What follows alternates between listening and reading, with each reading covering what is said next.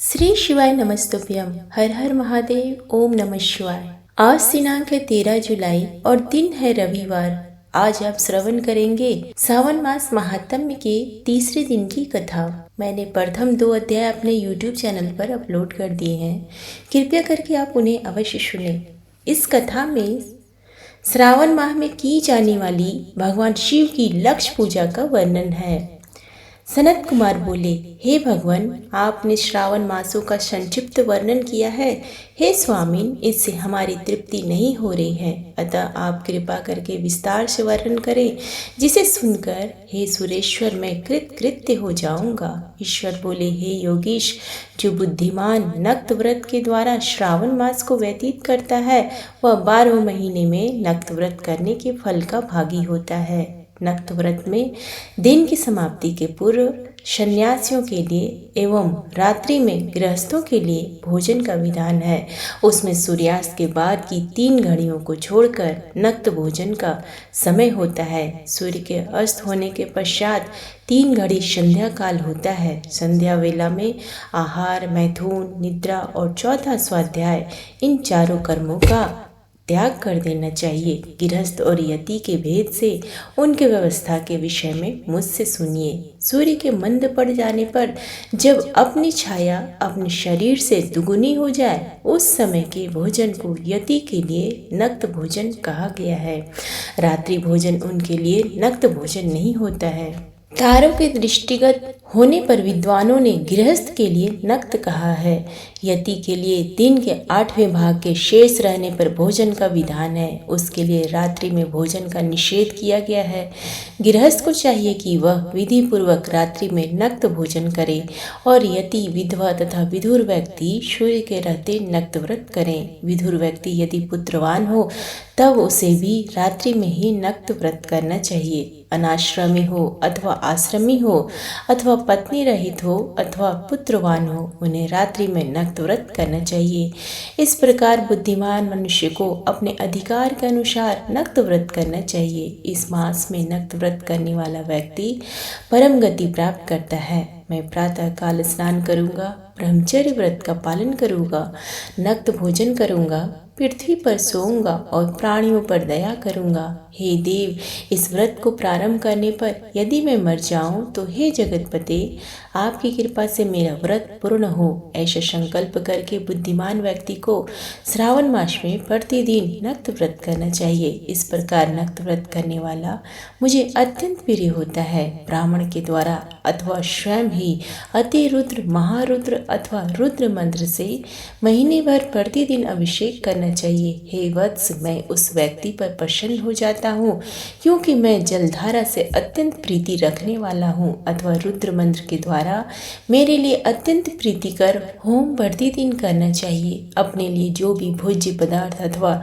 सुखोपभोग की वस्तु अति प्रिय हो, संकल्प करके उन्हें श्रेष्ठ ब्राह्मण को प्रदान करके स्वयं महीने भर उन पदार्थों का त्याग करना चाहिए। हे मुने, अब इसके बाद उत्तम लक्ष्य पूजा विधि को सुनिए। लक्ष्मी चाहने वाले अथवा शांति की इच्छा वाले मनुष्य को लक्ष्य बिल्व पत्रों या लक्ष्य दुर्वा दलों से शिव की पूजा करनी चाहिए। आयु की कामना करने वाले को चंपा के लक्ष्य पुष्पों तथा विद्या चाहने वाले व्यक्ति को मल्लिका या चमेली के लक्ष्य पुष्पों से श्री हरि की पूजा करनी चाहिए।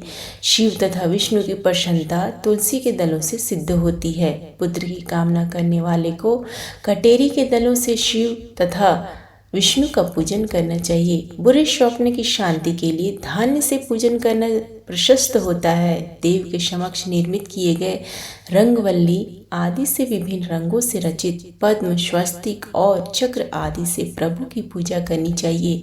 इस प्रकार सभी मनोरथों की सिद्धि के लिए सभी प्रकार के पुष्पों से यदि मनुष्य लक्ष्य पूजा करे तो शिव जी प्रसन्न होंगे। तत्पश्चात उद्यापन करना चाहिए, मंडप निर्माण करना चाहिए और मंडप के त्रिभाग परिमाण में वेदिका बनानी चाहिए। तदंतर पुण्याह वाचन करके आचार्य का वर्ण करना चाहिए और उस मंडप में प्रविष्ट होकर गीत तथा वाद्य के शब्दों और तीव्र वेद ध्वनि से रात्रि में जागरण करना चाहिए। वेदिका के ऊपर उत्तम लिंग तो भद्र बनाना चाहिए और उसके बीच में चावलों से सुंदर कैलाश का निर्माण करना चाहिए। उसके ऊपर तांबे का अत्यंत चमकीला तथा पंच पल्लव युक्त कलश स्थापित करना चाहिए और उसे रेशमी वस्त्र से वेष्टित कर देना चाहिए। उसके ऊपर पार्वती पति शिव की सुवर्णमय प्रतिमा स्थापित करनी चाहिए। तत्पश्चात पंचामृत पूर्वक धूप दीप तथा नैवेद्य से उस प्रतिमा की पूजा करनी चाहिए और गीत वाद्य नृत्य तथा वेद शास्त्र तथा पुराणों के पाठ के द्वारा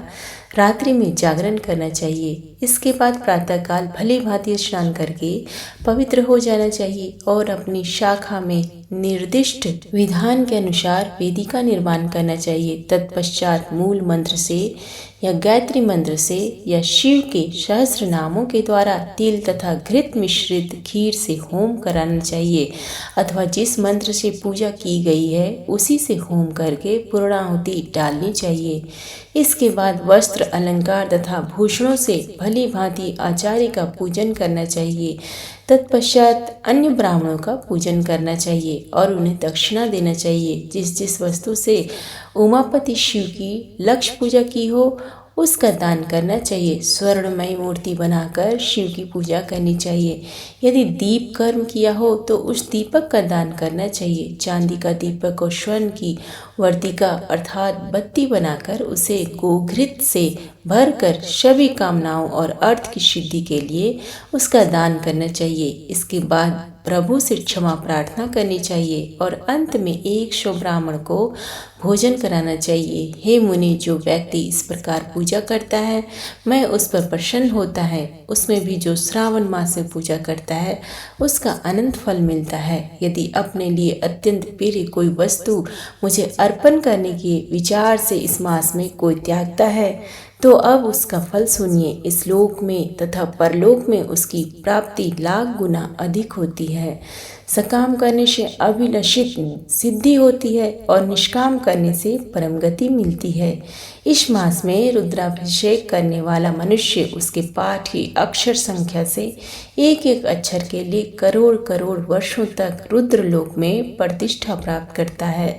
पंचामृत का अभिषेक करने से मनुष्य अमृत प्राप्त करता है। इस मास में जो मनुष्य भूमि पर शयन करता है उसका फल भी मुझसे सुनिए।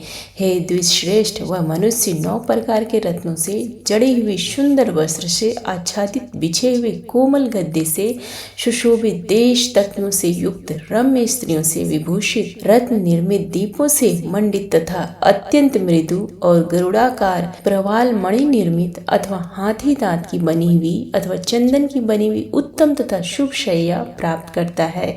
इस मास में ब्रह्मचर्य का पालन करने से वीर्य की दृढ़ पुष्टि होती है। ओज बल शरीर की दृढ़ता और जो भी धर्म के विषय में उपकारक होते हैं वह सब उसे प्राप्त हो जाता है। निष्काम ब्रह्मचर्य व्रती को साक्षात ब्रह्म प्राप्ति होती है और सकाम को स्वर्ग तथा सुंदर देवांगनाओं की प्राप्ति होती है। इस मास में दिन रात अथवा केवल दिन में अथवा भोजन के समय मौन व्रत धारण करने वाला व्यक्ति ही महान वक्ता हो जाता है। व्रत के अंत में घंटा और पुस्तक का दान करना चाहिए। मौन व्रत के महात्म्य से मनुष्य सभी शास्त्रों में कुशल तथा वेद वेदांग में पारंगत हो जाता है तथा बुद्धि में बृहस्पति के समान हो जाता है। मौन धारण करने वाले का किसी से कलह नहीं होता, अतः मौन व्रत अत्यंत उत्कृष्ट होता है। इस प्रकार श्री स्कंद पुराण के अंतर्गत ईश्वर सनत कुमार संवाद में श्रावण मास महात्म्य में नक्त व्रत, लक्ष्य पूजा, भूमि शयन, मौन, दीव व्रत कथन नामक 3रा अध्याय संपूर्ण हुआ। प्रेम से बोलिए हर हर महादेव, ओम नमः शिवाय। उम्मीद है आपको आज का ये वीडियो पसंद आए तो प्लीज़ वीडियो को लाइक करें, शेयर करें, चैनल पे नए तो सब्सक्राइब करें और कमेंट बॉक्स में हर हर महादेव लिखना ना भूलें। धन्यवाद।